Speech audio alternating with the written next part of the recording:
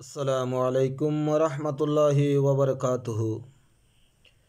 ছরখাগড়িয়া কাদিম আলী চৌধুরী উচ্চ বিদ্যালয়ের পক্ষ থেকে আজকের অনলাইন ক্লাসে সবাইকে স্বাগতম জানাচ্ছি।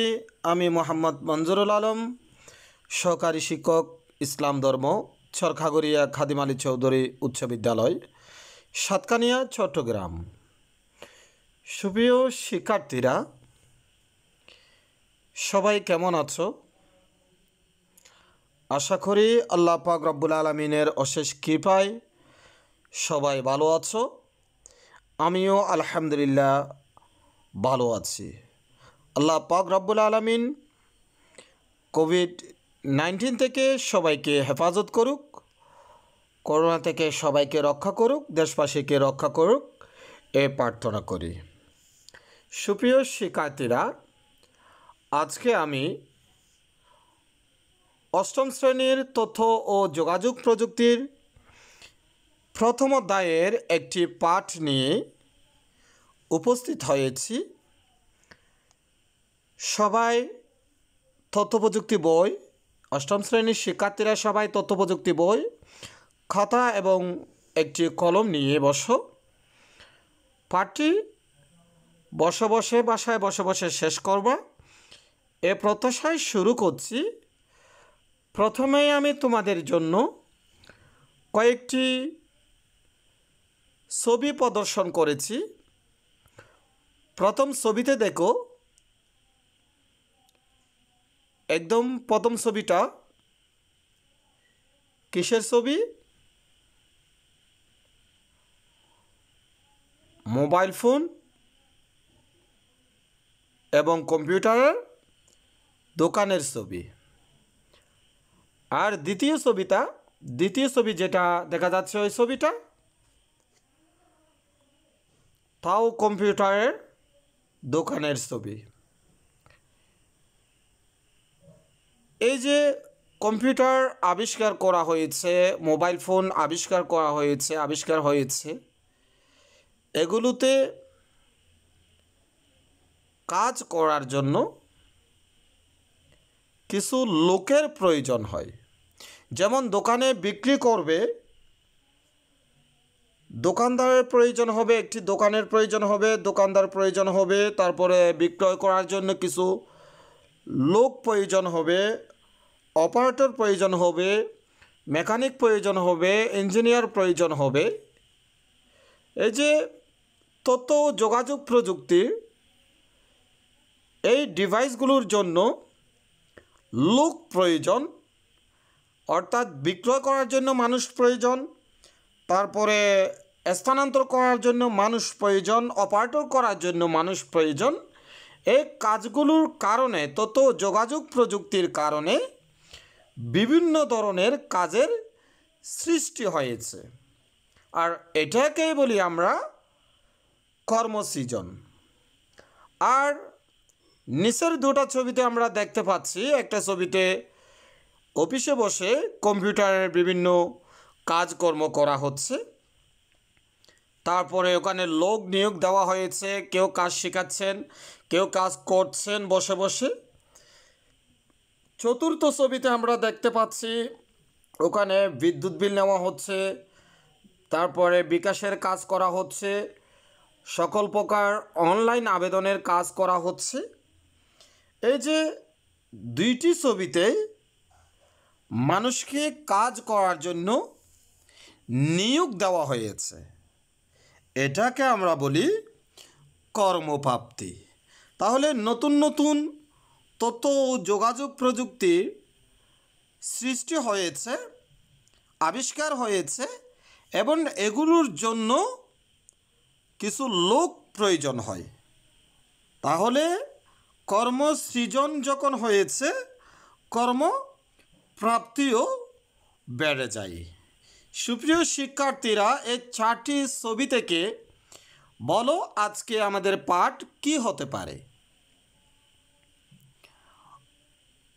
ধন্যবাদ যারা বলতে পেরেছ।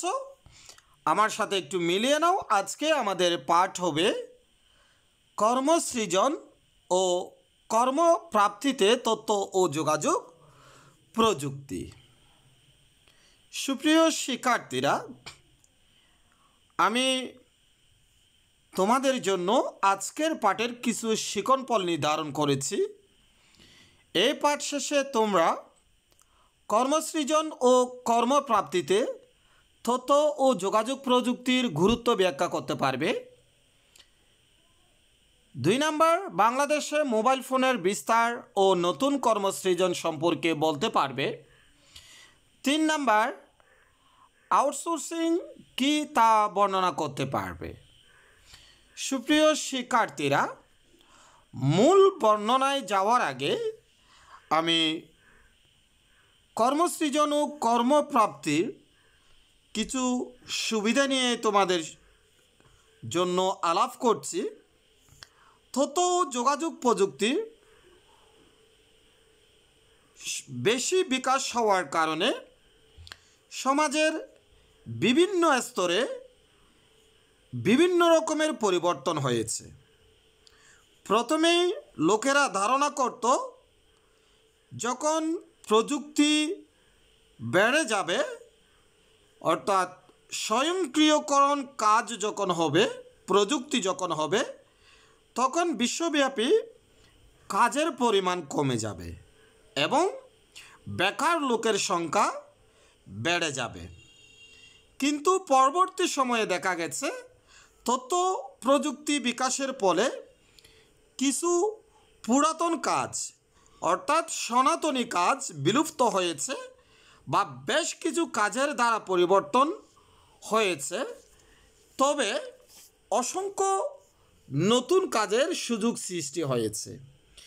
গবেষকরা গবেষণা করে দেখেছেন ইন্টারনেট সংযোগ বৃদ্ধির সাথে সাথে কর্মসংস্থানের সুযোগও দ্রুত হারে বেড়ে গেছে। তথ্য যোগাযোগ প্রযুক্তির প্রয়োগের ফলে উৎপাদনশীলতা বৃদ্ধি পেয়েছে, যা বাঙালি শিক্ষাবিদ ও বর্তমানে MIT-এর অধ্যাপক ডক্টর ইকবাল কাদির বলেছেন, তাহার মতে কানেক্টিভিটি ইজ প্রোডাক্টিভিটি, অর্থাৎ সংযুক্তি উৎপাদনশীলতা, মানে প্রযুক্তিতে জনগণের সংযুক্তি বাড়লে তাদের উৎপাদনশীলতা বাড়ে, ফলে তৈরি হয় নতুন নতুন কর্মসংস্থান।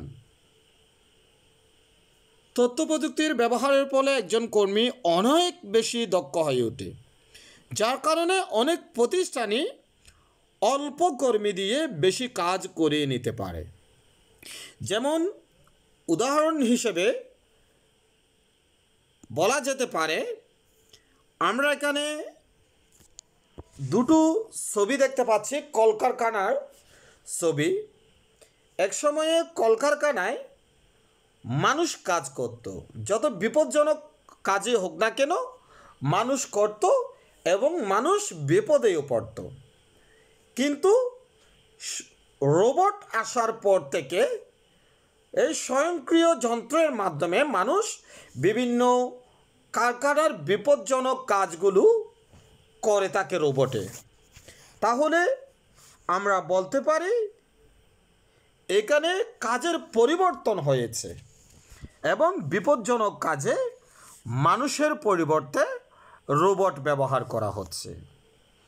এরপরে আমরা দেখতে পাই কর্মস্থলে, যেখানে আছে কর্মস্থলে যখন তাদের কর্মীদের বেতন ভাতাদি হিসাব করা হয়, তখন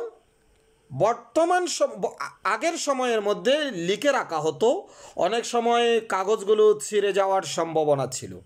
কিন্তু এখন যেহেতু বিভিন্ন সফটওয়্যার ব্যবহার করা হচ্ছে, তথ্য যোগাযোগ প্রযুক্তি ব্যবহার করা হচ্ছে, কারণ বিভিন্ন উপায়ে এই কাজগুলো সংরক্ষণ করা হয়।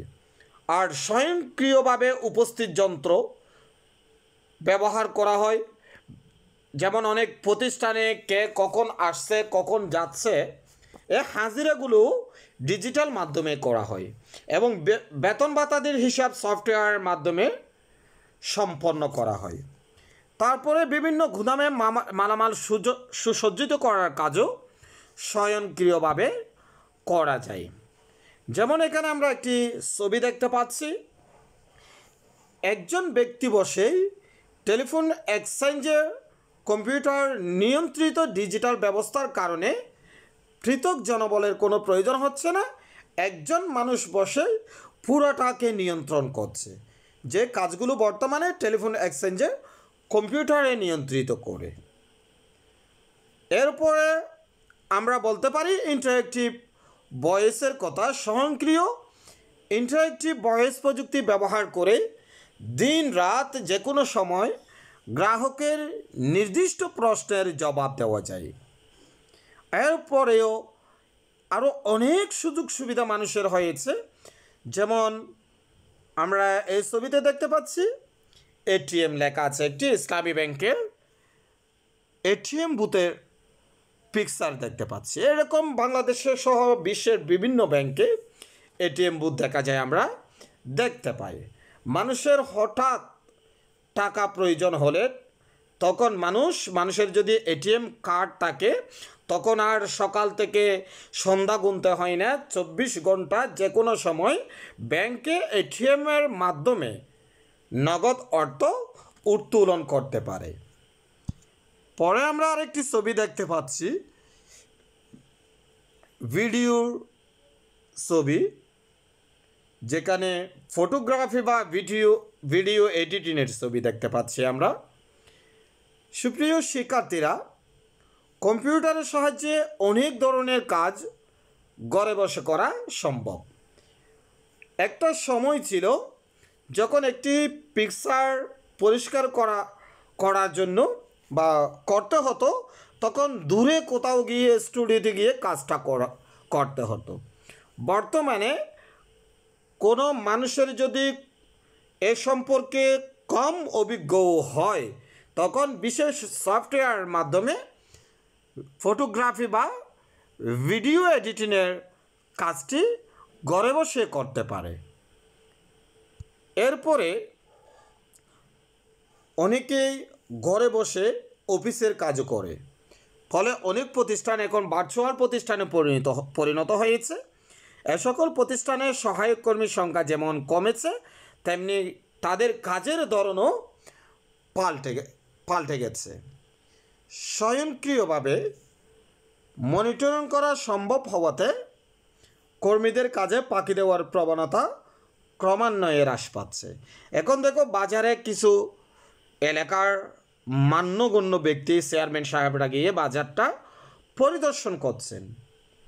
এখানে কোনো দাম বেশি নেওয়া হচ্ছে কি না এটা দেখছেন, কিন্তু বর্তমানে স্বয়ংক্রিয়ভাবে মনিটরিং করা সম্ভব হওয়ার কারণে যেখানে বাজারে বলো, অফিসে বলো, যে কোনো কাজে আর ফাঁকি দেওয়ার সম্ভাবনা থাকে না।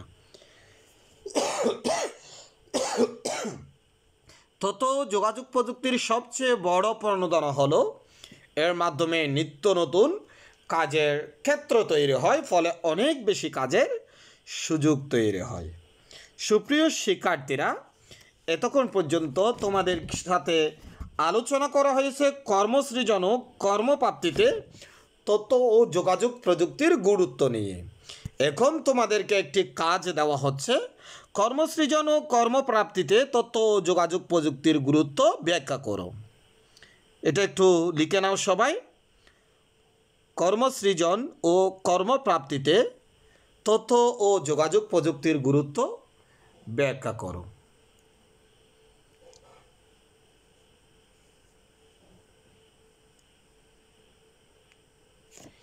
এরপরে আসছি আমি তোমাদের দ্বিতীয় যে শিকন পলটি ছিল, বাংলাদেশে মোবাইল ফোনের বিস্তার ও নতুন কর্মসৃজন। আমরা যে পিকচারটি দেখতে পাচ্ছি, এটি কিসের? এটি টাওয়ারের। মোবাইল ফোনের নেটওয়ার্ক বিস্তার করার জন্য এই টাওয়ারটা ব্যবহার করা হয়। জাতীয় রাজস্ব আয় বৃদ্ধি ছাড়াও কেবল মোবাইল ফোনের বিকাশের ফলে বাংলাদেশে অনেক সেক্টরে বিপুল পরিমাণ নতুন কর্মের সৃষ্টি হয়েছে। এর মধ্যে কয়েকটি উল্লেখযোগ্য কাজের কথাই বলবো। প্রথমে আমরা দেখতে পাচ্ছি মোবাইল ফোনের একটি দোকান। মোবাইল কোম্পানিতে প্রথমে আমরা বলি মোবাইল কোম্পানিতেও কাজের সুযোগ সৃষ্টি হয়েছে। দেশের সকল মোবাইল অপারেটর কোম্পানিতে বিপুল সংখ্যক কর্মীর কর্মসংস্থান হয়েছে। একটি মোবাইল কোম্পানি বর্তমানে দেশের সবচেয়ে বড় প্রযুক্তি বিষয়ক কোম্পানি। এরপরে মোবাইল ফোন বিক্রয় করা, রক্ষণাবেক্ষণ করা, এই কাজগুলোর জন্য মানুষের প্রয়োজন হয়, নতুন কাজের সৃষ্টি হয়েছে। দেশের প্রায় 12 কোটি মোবাইল গ্রাহকের মোবাইল ফোন সেট সরবরাহ করার জন্য, সেগুলোর বিপণন করার জন্য, বিক্রয় করার জন্য এবং পরবর্তীকালে বিক্রয়িত সেবার জন্য বিপুল পরিমাণ কর্মীর চাহিদা সৃষ্টি হয়েছে। তারপরে বিভিন্ন মোবাইল ফোনে দিয়ে বিভিন্ন রকম সেবা প্রদান করা, যেমন আমরা একটি পিকচার দেখতে পাচ্ছি, বিকাশের একটি অ্যাড, সারা দেশে যে কোনো বিদ্যুৎ বিল বিকাশ করুন নিশ্চিন্তে। মোবাইল ফোনে বিদ্যুৎ বিল পরিশোধ করা যায়, পানির বিল পরিশোধ করা যায়, এক স্থান থেকে অন্য স্থানে অর্থ বা টাকা পয়সার লেনদেন করা হয়। তারপরে নগদ, রকেট, বিকাশ, শিওর ক্যাশ ইত্যাদি মোবাইল ব্যাংকিংয়ের মাধ্যমেও মানুষ মোবাইল ফোন দিয়ে সেবা গ্রহণ করতে পারে।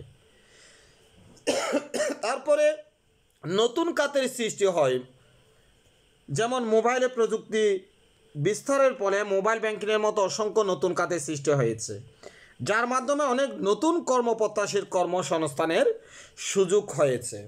যেমন যারা রকেটের কাজ করে, তারা কাজ করার জন্য রকেট, নগদ, বিকাশ, শিওর ক্যাশ কাজ করার জন্য বিভিন্ন জায়গায় অফিস বসানো হয়েছে।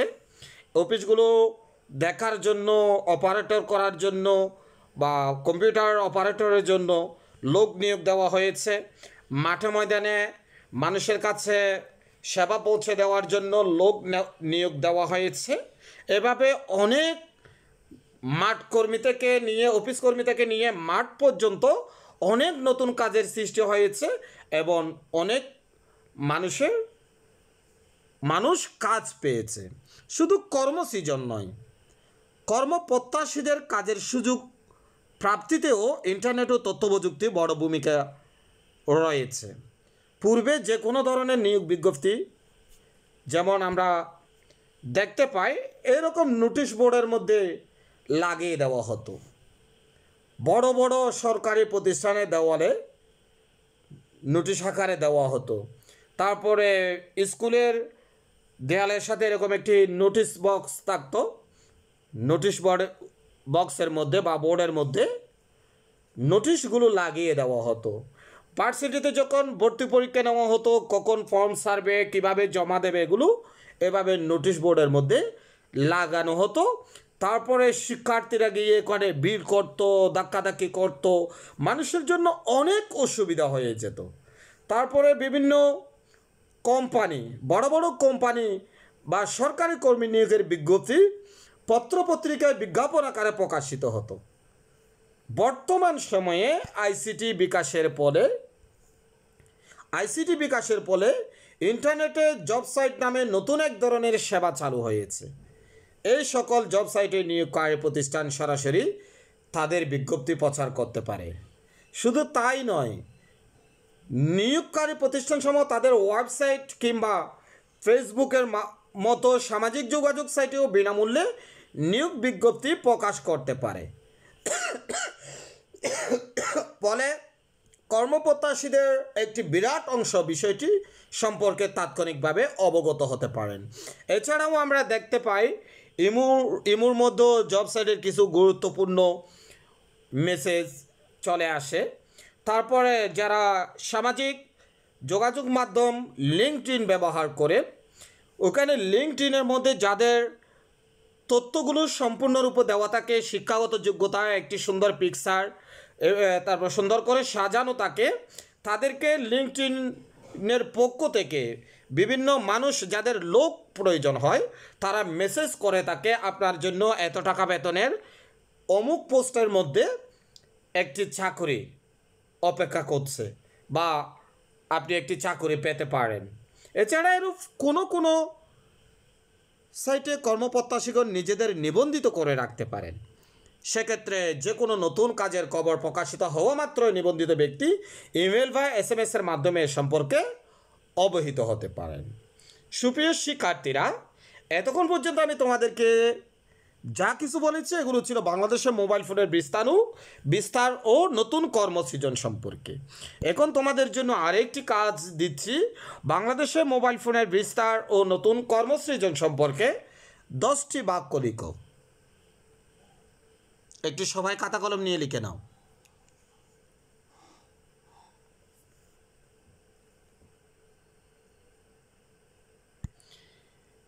এরপরে আসছি তোমাদের কাছে যেই বিষয়টি নিয়ে বর্তমানে মানুষ যেটার উপর সবচেয়ে বেশি আসক্ত বললে সুন্দর হবে না, সবচেয়ে বেশি ঝুঁকে পড়ে, এটাকে বলা হয় আউটসোর্সিং, যেটা ঘরে বসে মানুষকে আয়ের সুযোগ সৃষ্টি করে দেয়। তাও সৃষ্টি হয়েছে তথ্য ও যোগাযোগ প্রযুক্তির কারণে।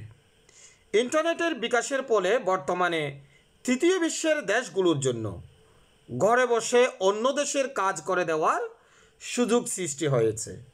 বিশ্বের বিভিন্ন দেশের বিভিন্ন প্রতিষ্ঠান তাদের নিজেদের অনেক কাজ, যেমন প্রথমে একটা ছবি দেখা যাচ্ছে ওয়েবসাইটের, এই ওয়েবসাইট উন্নয়নের কাজ, রক্ষণাবেক্ষণের কাজ, তারপরে মাসিক বেতন, তারপরে মাসিক ভাতার বিল প্রস্তুতকরণ, ওয়েবসাইটে তথ্যযুক্তকরণ, সফটওয়্যার উন্নয়ন, তারপরে অন্য দেশের কর্মীর মাধ্যমে এই কাজগুলো সম্পন্ন করে থাকে। অথবা বলা হয় তোমরা আমাকে এরকম একটি কার্ড করে দাও, আমাকে একটি ওয়েবসাইটের ডিজাইন করে দাও, আমাকে একটি দোকানের জন্য সাইনবোর্ড করে দাও, অথবা আমাকে বাংলাদেশের চট্টগ্রাম জেলার 1000 মোবাইল নাম্বার কালেকশন করে দাও, তারপর অথবা 1000 ইমেল নাম্বার কালেকশন করে দাও। এভাবে বিশ্বের বিভিন্ন দেশের মানুষ তাদের বিভিন্ন প্রয়োজনে তথ্য সংগ্রহ করে থাকে। এই কাজগুলো মানুষ এক দেশ থেকে অন্য দেশের কর্মীর মাধ্যমে সম্পন্ন করে থাকে, আর এটিকে বলা হয় আউটসোর্সিং। ইন্টারনেট সংযোগ থাকলে যে কেউ এ ধরনের কাজের সঙ্গে যুক্ত হতে পারে। এক্ষেত্রে কাজের দক্ষতার পাশাপাশি ভাষার দক্ষতাও সমানভাবে প্রয়োজন হয়। এই সকল কাজ ইন্টারনেটে অনেক সাইটে পাওয়া যায়। যে কাজগুলোর কথা বলছি, মানুষ আউটসোর্সিং করে অনেক টাকা ইনকাম করছে। আমাদের বাংলাদেশেও বর্তমানে যুবক ছেলেরা, ইয়াং জেনারেশন আউটসোর্সিংয়ের দিকে বেশি ঝুঁকে পড়েছে। কেউ তো চায় না যারা ঘরে বসে যদি টাকা আসে তাহলে বাইরে গিয়ে আর কাজ কী জন্য করবে। তো এই যে আউটসোর্সিংয়ের কাজ করে, এই কাজগুলো করার জন্য অনেক সাইট আছে। তার মধ্যে জনপ্রিয় 3টি সাইটের কথা তোমাদের বইয়ের মধ্যে বলা হয়েছে। একটি হলো আপওয়ার্ক, www.upwork.com। তারপর দ্বিতীয়টি হচ্ছে ফ্রিল্যান্সার, www.freelancer.com। তৃতীয় আরেকটি যেটি তোমাদের বইতে দেওয়া হয়েছে ইল্যান্স, www.elance.com। বাংলাদেশের মুক্ত পেশাজীবীগণ এই সকল সাইট ব্যবহার করে কর্মসংস্থানে সক্ষম হচ্ছে। আউটসোর্সিংয়ের মাধ্যমে কর্মসংস্থানের সুযোগও ক্রমাগত বৃদ্ধি পাচ্ছে। প্রিয় শিক্ষার্থীরা, তোমাদের জন্য একটি বাড়ির কাজ দিচ্ছি। আউটসোর্সিংয়ের মাধ্যমে কর্মসংস্থানের সুযোগ ক্রমাগত বৃদ্ধি পাচ্ছে। বাক্যটি বিশ্লেষণ করো।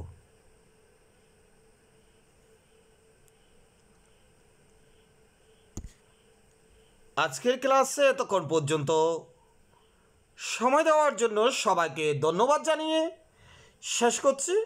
আসসালামু আলাইকুম ওয়া রাহমাতুল্লাহি ওয়া বারাকাতুহু।